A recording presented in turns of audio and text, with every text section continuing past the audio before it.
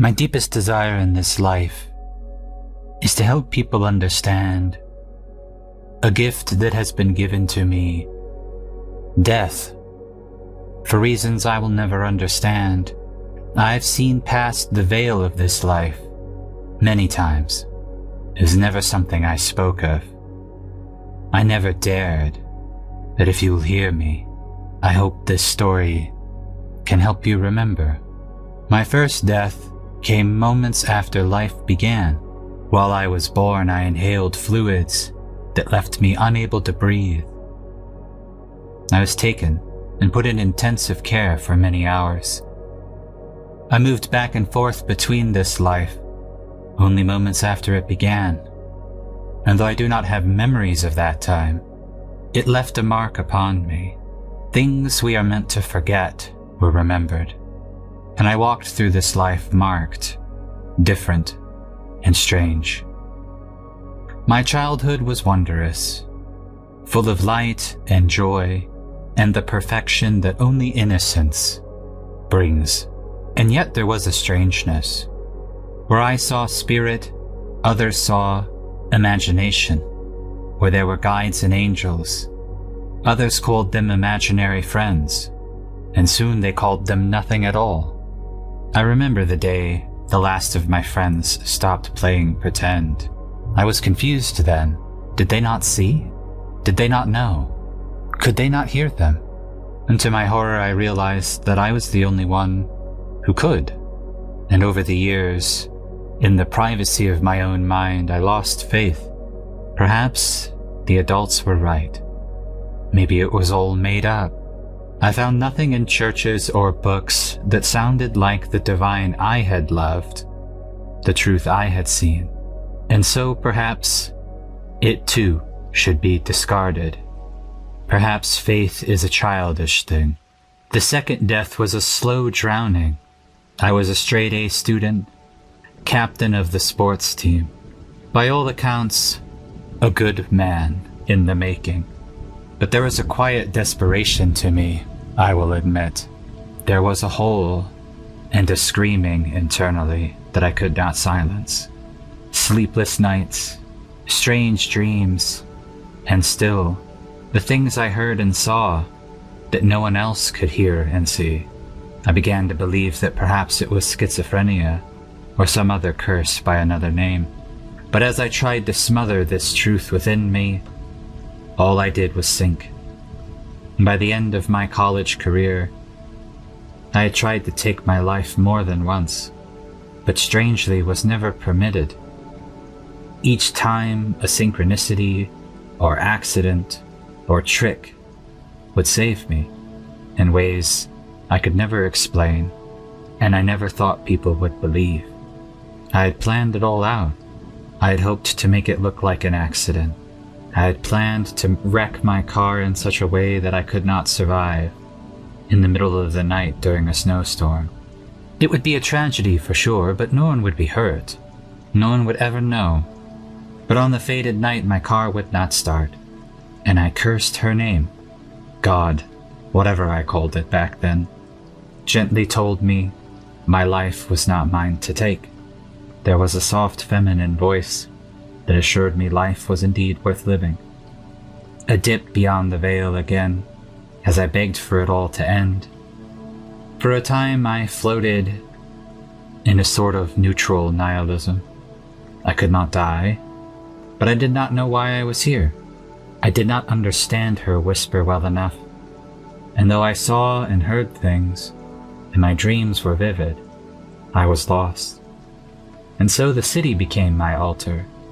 I moved to Detroit, and I decided that if I was not allowed to die, I would live with a fullness and a power repressed before this time.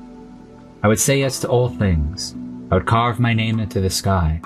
It just so happened the first job I landed in the city was right next door to a mural on the side of a skyscraper, and a long hall of art displayed outside for all to see.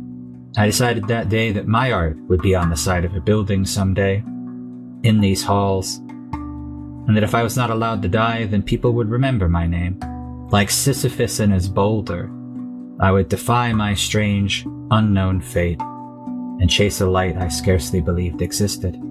My life became work and play at maximum speed.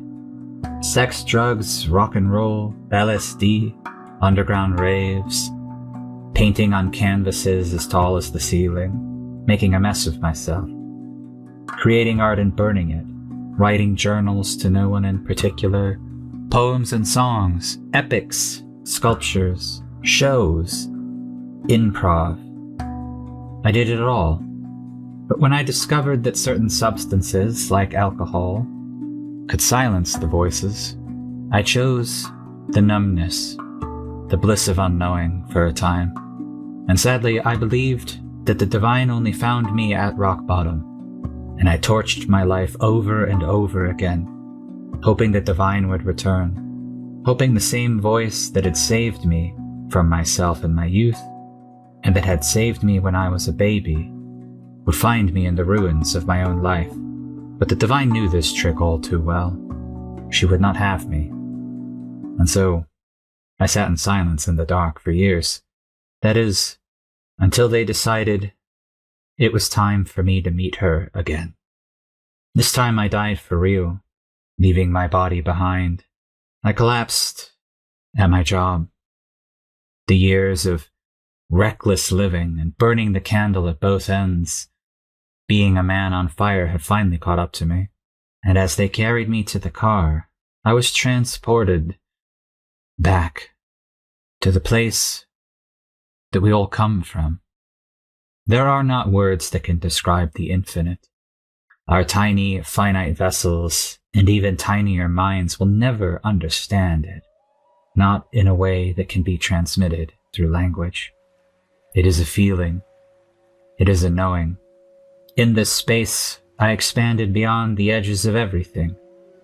I could have told you every moment of my life with perfect clarity, as if it had happened yesterday. I was suddenly 3 years old, then 5, then 17, then 12, then 24, then 2, and so on. It was impossible, and yet it was there. And as I expanded more, I began to see myself from other people's eyes and feel myself from other people's skin.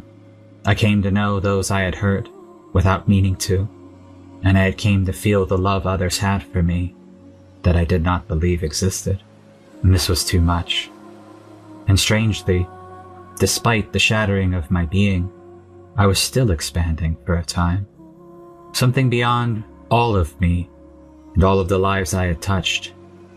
There is a unity, an expansion beyond expansion, an infinity beyond infinity. For these things are just words. We'll never understand them. And probably to bring me comfort, the divine has always come to me as a woman, somewhere between mother and lover, something beyond. And as I dissolved back into pure light, she spoke with me. See me and know me, beloved. I have always loved thee. I have always known thee. You are never far from me. Walk with me in this life and see me in all things. Know that even the forms that hide my light are but illusion. Be the one who knows this. I know you long to be here.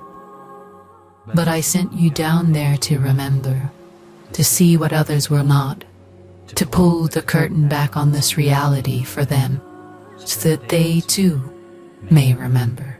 I dwell within all things, chase me through the infinite. And though I'm always here.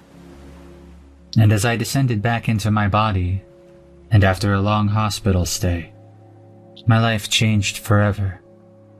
This is the story of Orpheus Veiled, Part 1. More to come soon.